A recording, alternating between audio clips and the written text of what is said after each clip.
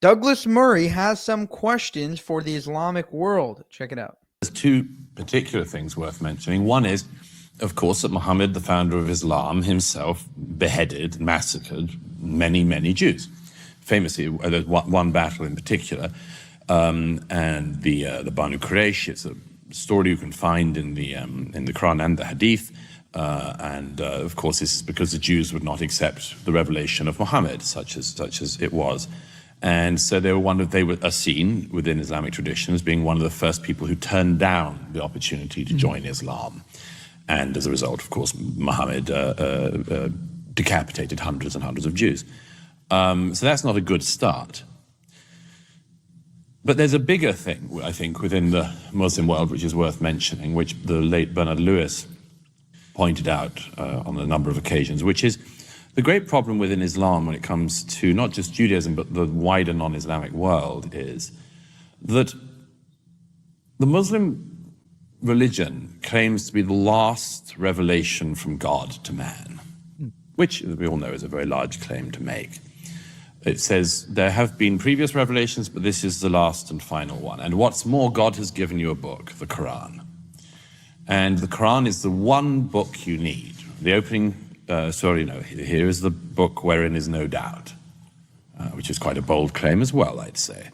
But the claim at the foundation of Islam is, here is the book wherein is no doubt, and it's the only book you need. And it's the final word from God that man will ever have.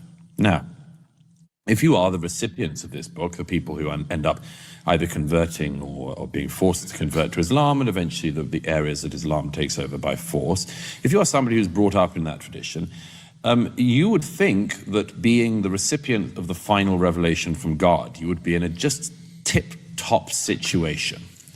You know, you would imagine that, well, this is going very well. We've got the final revelation from God. What's not to like? What's not on our side? And then several things happen in the millennia since, which is, first of all, many, many Muslims realize that despite having the final revelation from God, things don't seem to be going very well.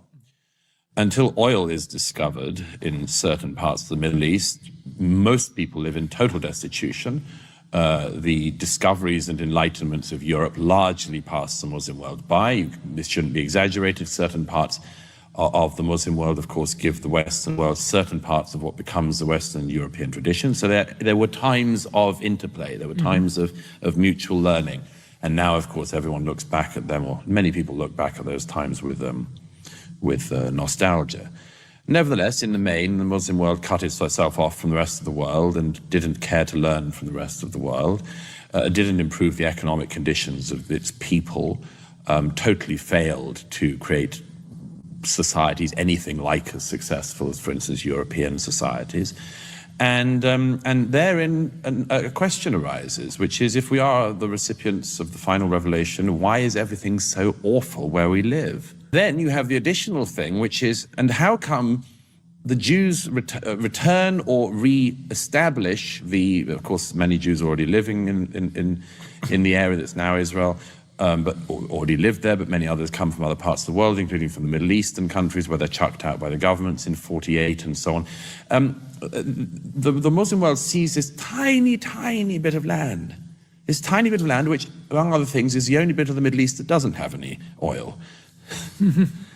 And they make of it a much more successful country than any of the countries around.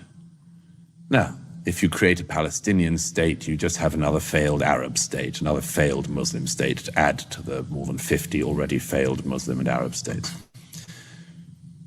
What is the explanation that the Jews who refused the Prophet's invitation to Islam are still here, have this tiny bit of land, and make all of these discoveries and other things that show themselves to be so successful?